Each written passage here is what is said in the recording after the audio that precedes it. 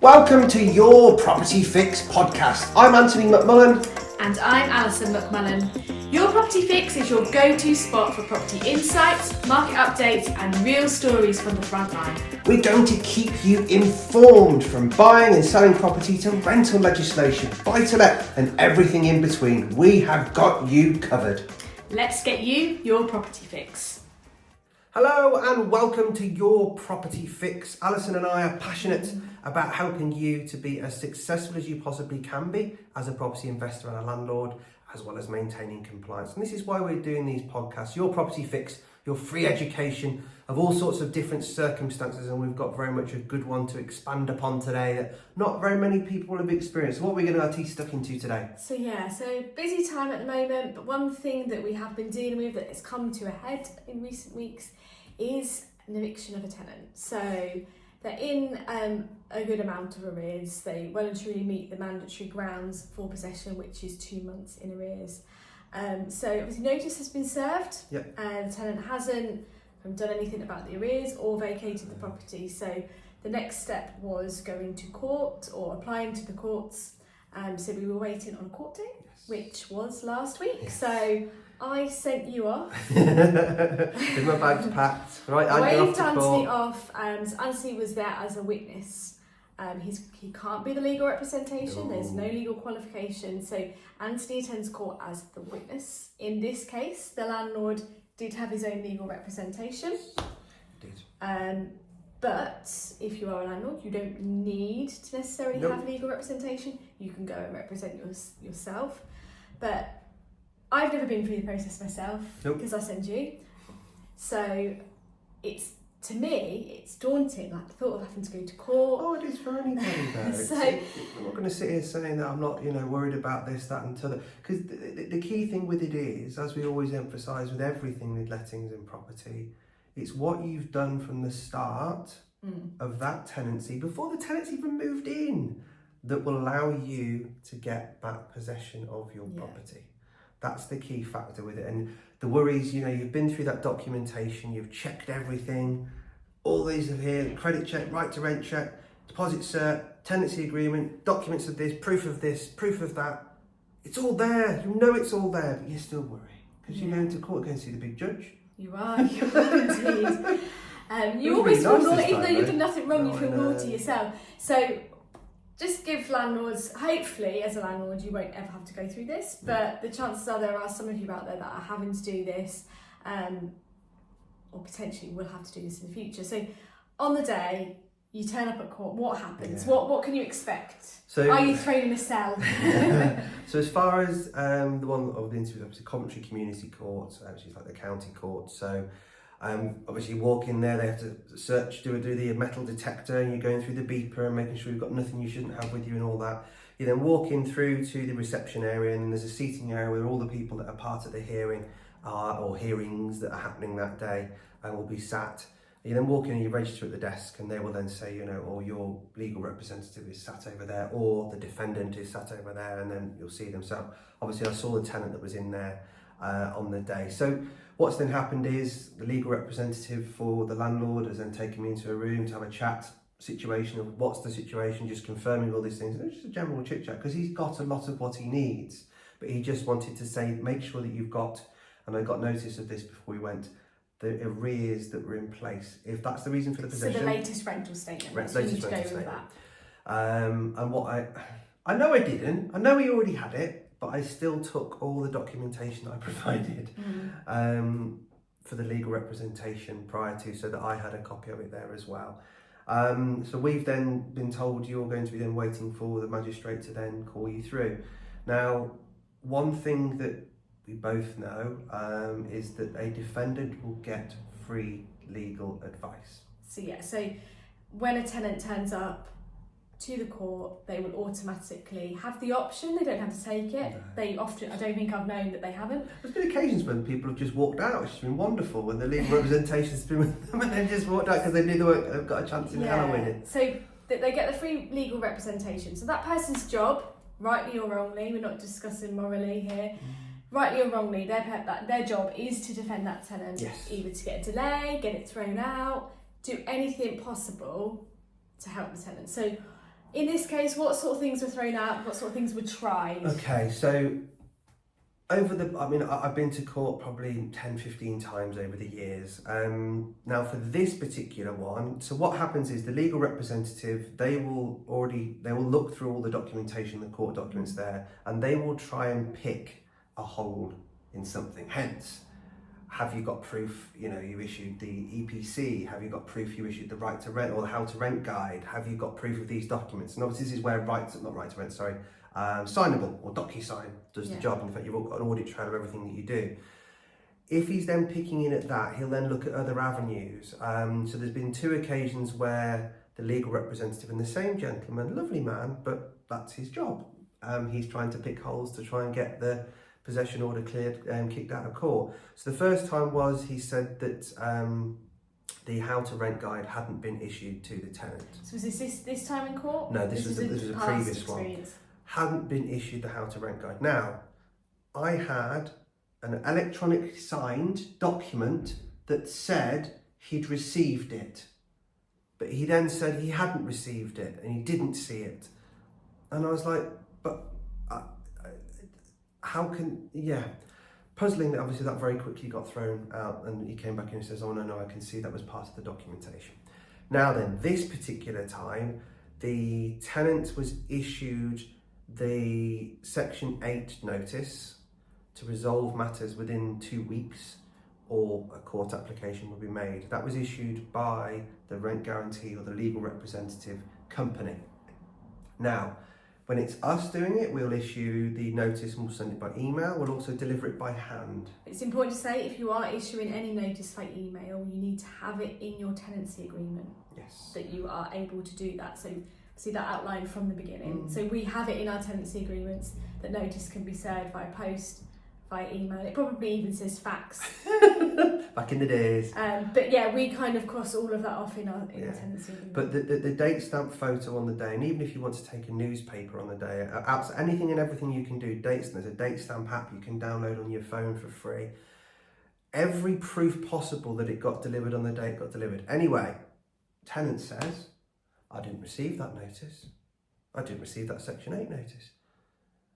Now, the magistrate was in a position there of sitting and going, right, I need to now review the whole case here. What documentation, what proof have I got that this tenant has been notified of his arrears and he needs to try and resolve matters?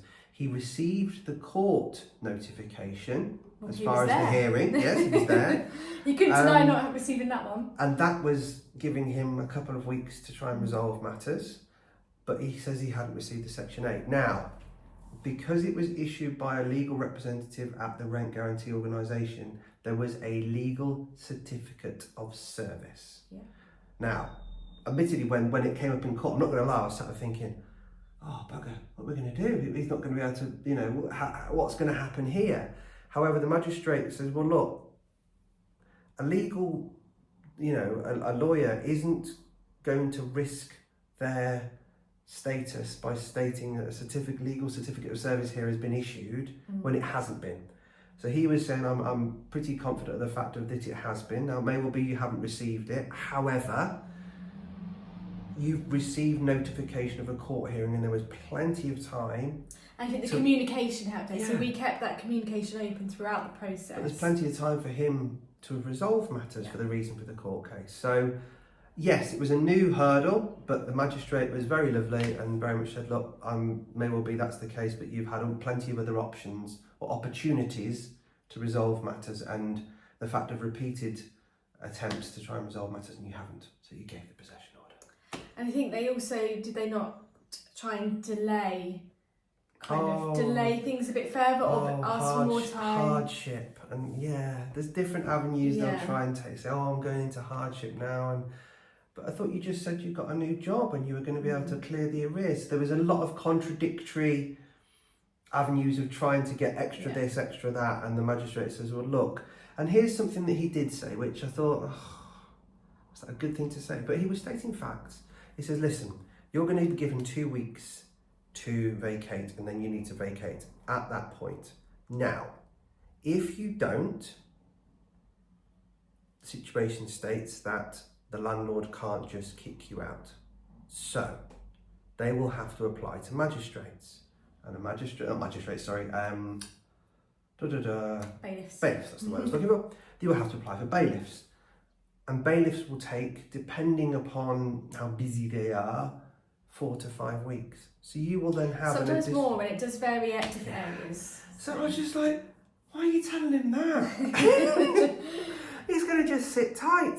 Now, thankfully, as far as the landlord's concerned, he's got cover that means that he's got, and as you'll expand upon in a minute, he's got cover that means that he's not losing out on rent because that's being covered in policy he's got in place. However, you've told him, well, if you don't leave on that date, then you can just sit tight and wait for the bailiffs to come. When the bailiffs come, you've got to leave. So feasibly, he's saying, realistically, you've got 6-7 weeks potentially, rather than just the 2 weeks, which he's taking facts. I'm sure the guy probably knew that already, probably. So where we are at the moment is that I know that the 2 weeks, I think that we're coming up to the date where the 2 weeks, but the tenant has actually asked for a little bit more time, and I think it was a few days. He said that his new accommodation wasn't quite ready. Could he have a few more days? Which we have agreed to.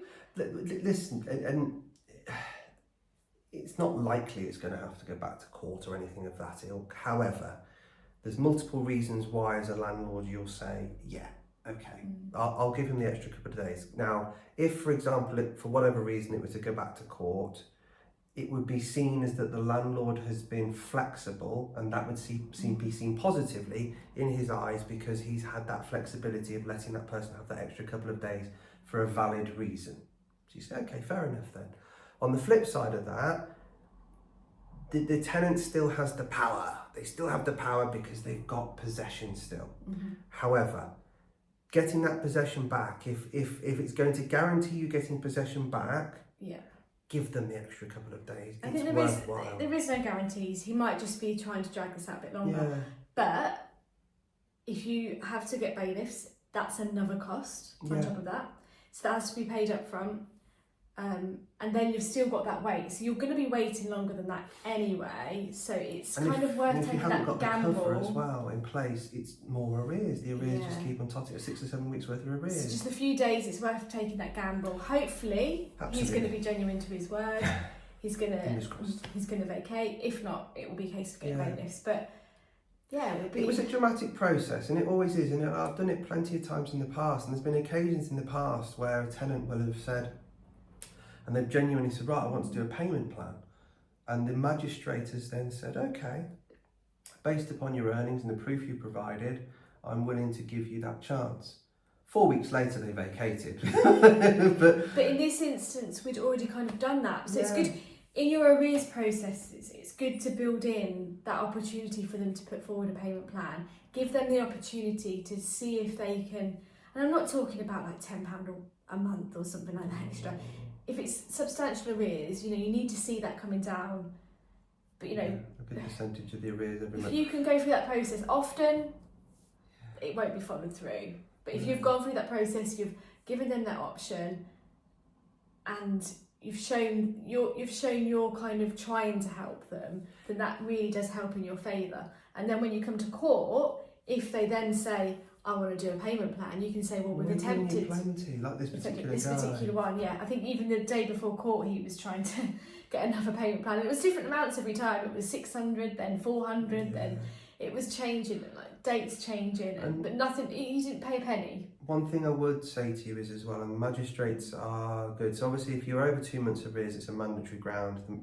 As long as all the paperwork is correct, you should get back possession, as long as it's not retaliatory. All these different reasons why, but the likelihood will be you'll get your possession back.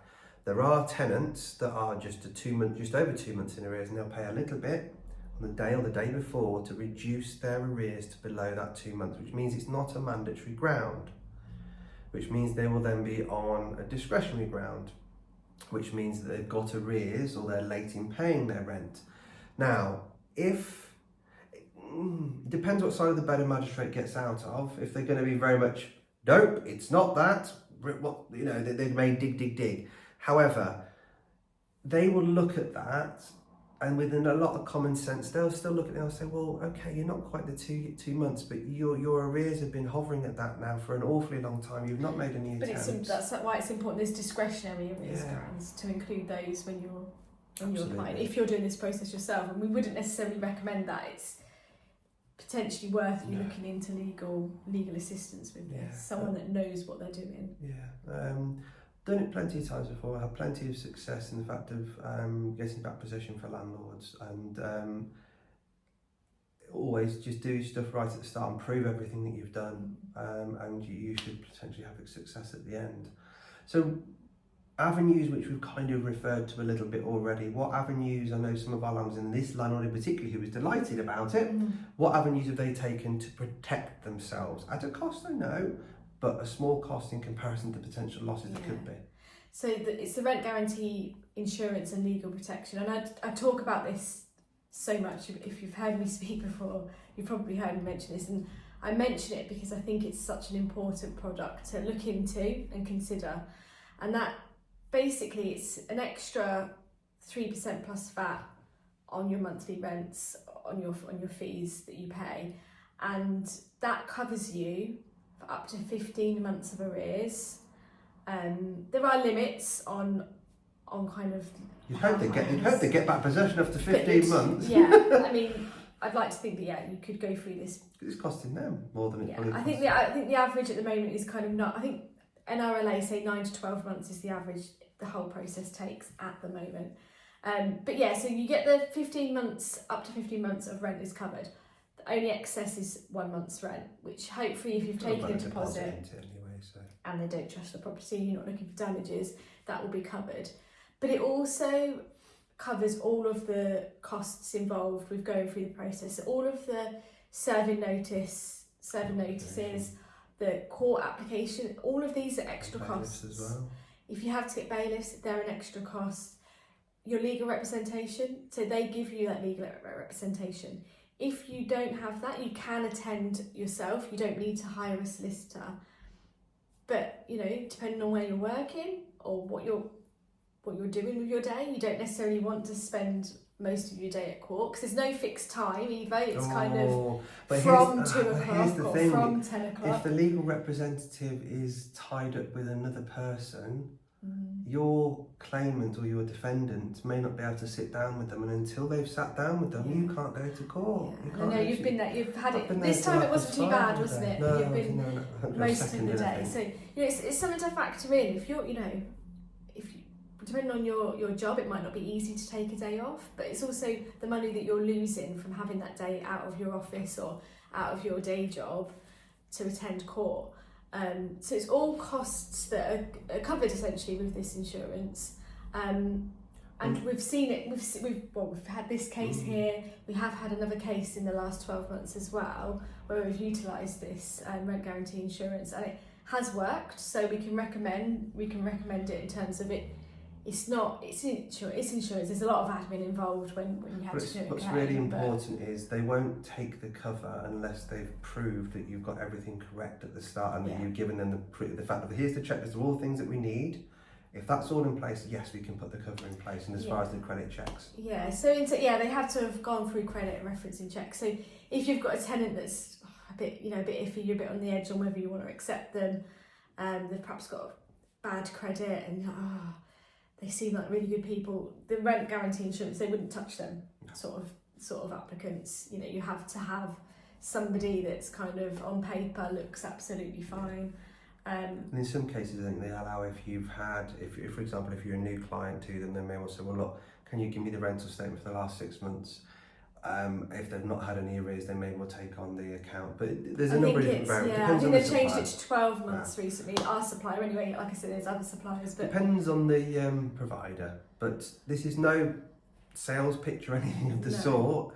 But we all have insurance for our houses, our belongings, our cars, our houses. Well, why not put something in place to cover to make sure that your rent is going to be paid each and every month, bar that 1 month excess, to ensure that your cash flow, and in particular smaller landlords, it impacts massively if they've not got their rent coming in for a month or two, let alone 6, 7, 8 months, and you're talking 9 to 12 months. And it also covers the void period as well. So now, what hopefully the coming week the tenant is going to vacate the property. Yep. The landlord will get back possession. If for any reason that tenant hasn't left that room very good, or work needs to be done on it, or it's going to take us a few weeks at least to probably get a new tenant, get a new tenant. Yep. That void period is covered. 75% of that void rent is covered as well. So that's something you wouldn't get normally. No. You'd just be having to kind of have that void. So that's really, really good in that respect. But one thing to be aware of is under the Renters' Rights Bill, which is new legislation that is on its way, it is set to get more trickier. There's different grounds of possession being added. Section 21's going as well, which was your safety net, wasn't it, every time to get possession back. So. But in terms of at the moment it's 2 months of arrears before you can go to get possessions on mandatory grounds, and then you can give 2 weeks notice. It is changing, and it's going to be 3 months in arrears at the date of serving the notice and at the date of the court hearing, and you will also have to then give 1 month's arrears. So it's going to be 4 months potentially without payment before you can even apply to the court. So not the 2 week notice, it's the 4 week notice. It's now, 4 weeks. It's 4 weeks. So that process that at the moment is 2.5 months is extended to 4 months before you can even apply to court. So it's just something. This is why I'm talking to landlords about this at the moment, because I think it's really important that you look into now. I can see this cost of this cover going up. I think it's going to be a big one for insurance companies out there. So lots to learn. We didn't mean to scare you, and we wanted to make it clear the fact that if you've done everything and done anything right at the start, making these applications, and you should be getting your possession back. And if you've got the legal cover, you've got the rent guarantee, it's just another hurdle to get over. Yeah, absolutely. But yeah, I mean, I've never been through the process myself, so I think you've reassured me a little bit. I'll still send you. But yeah. Okay then, well, thank you for listening, and tune in next time for more information. Thank you very much. We look forward to seeing you next time.